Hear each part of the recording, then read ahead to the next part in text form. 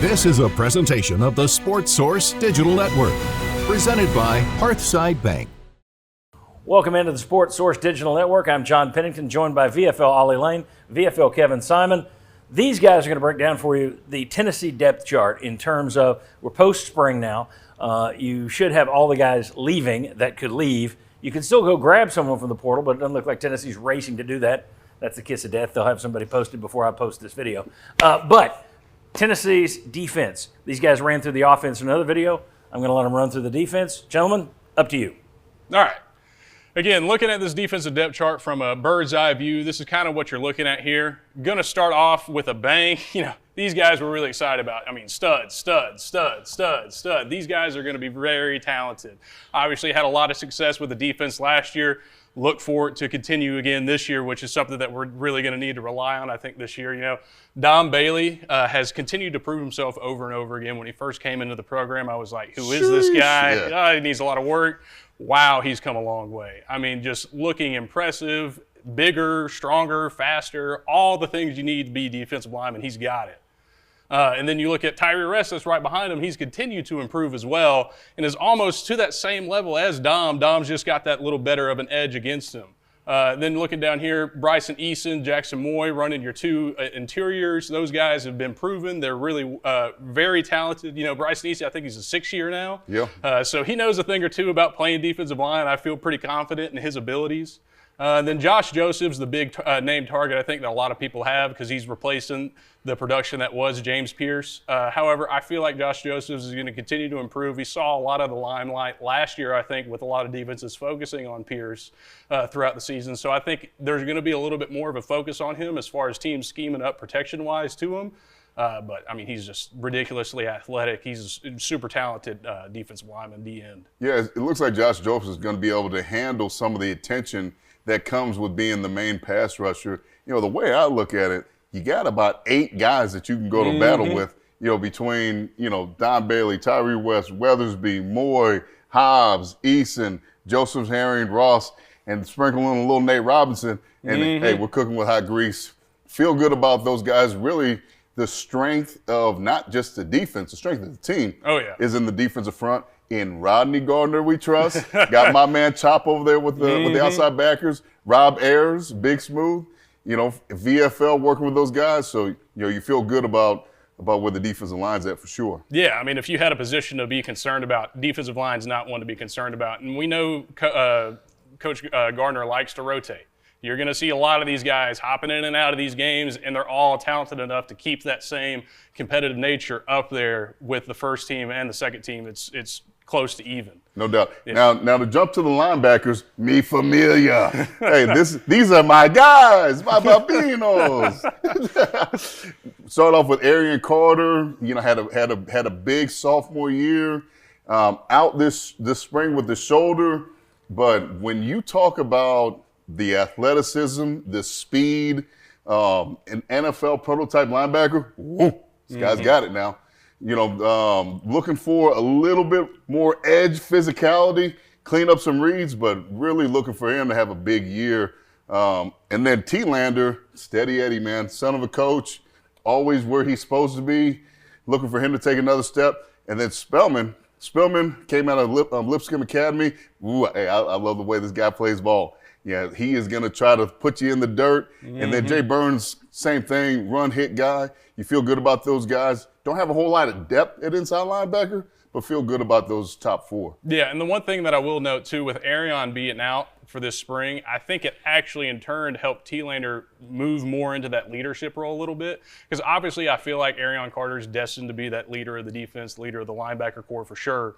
But I think giving him that time to really kind of step into a role of being a leadership, you kind of got a two-back system that's going to be able to play off one another. Hopefully it doesn't create any complications, but instead just strengthens the core as a whole. Well, definitely from a communication standpoint, because when Arian Carter's out, T-Lander's the voice of the defense. Yeah. Hey, it's just like mama's voice. You know? Hey, Ollie, everything's going to be okay, but you scrape your knee, everything's going to be all right. You know, that's basically how the linebackers are, getting everybody on the same page. So feel good about that group. Yeah.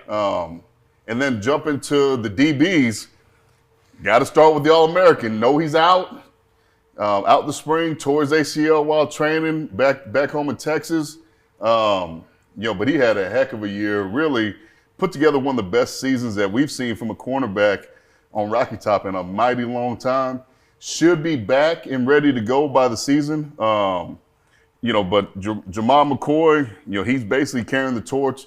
I know Coach Martinez and Coach Banks have said this guy's been like a coach, helping the younger guys. And here's my thing about him. He's a technician. Yeah. Understanding angles, winning with his hands on the line of scrimmage, winning early in the route. Those are things that are going to play, even if maybe you lost a little step. So you feel good about him. Jalen McMurray, transfer from Temple, is another guy who is basically filling that starting role right now through the spring. But to me, I feel like he'll be Boo's backup, at star. Yeah. The guy can do just about anything. Not the biggest guy in the world, but, he's got an instinct for the game, understand what he's doing. And then jumping over to Ricky Gibson. Gibson jumped in the portal real quick, dipped the toe, jumped right back. Thank the Lord. Yeah. Good to have you back, Ricky. That's really, between them and Boo Carter, those are some of the better starting corners in the league. So you got to feel good about that group. And Boo taking on playing the star position, getting his beak wet a little bit with a little offense. Yeah. Trying to use his explosion and athleticism, create some explosive plays. It'll be interesting to see how that all plays out. But looking for him as a true freshman, not many true freshmen have played meaningful snaps. I mean, Arian Carter did, and Boo did. Basically, nobody else has in Heupel's time. On defense. So definitely looking for Boo Carter to take another step. Yeah, and it's interesting that you said it. Obviously, DBs haven't always been our strong suit. The back end has not always been the strong suit of a Tennessee defense for at least, last couple of years or so. Last year really kind of put it on the forefront that this is a full and complete defense, and I think they're going to continue that. I mean, obviously, I think it really holds true. Defense wins championships, and you got to start there. And having guys like this in the backfield to protect you are going to go a really long way into making a productive season for you. And then going to the safeties here, obviously you got Turnetine, Farouk, Beasley, and Matthews. These guys have been in and around for a while. Turnetine's been here for a couple of years. These guys are a little more new, not as well known, but continue to put in good things. Haven't seen a ton of them, but I feel confident in Turnetine for sure. Yeah, for sure. He's the one that got returning. You don't feel good, a guy like Jacoby Thomas. What are you doing, man? You're going to start. Yeah. But he jumps in the portal. Christian Charles, same type of thing. We love Christian. Christian, we wish you the best. Yeah. But that to me, that's the question mark is these guys. Yes. Being able to be where they're supposed to be, understand where angles, leverage, be as deep as the deepest and as wide as the widest. The number one thing on defense for the secondary is to do what? Stop the deep area throws. So these guys are going to have to put a cap on a lot of things coming deep. It's a lot of unknowns with this group. There's times where they got exposed.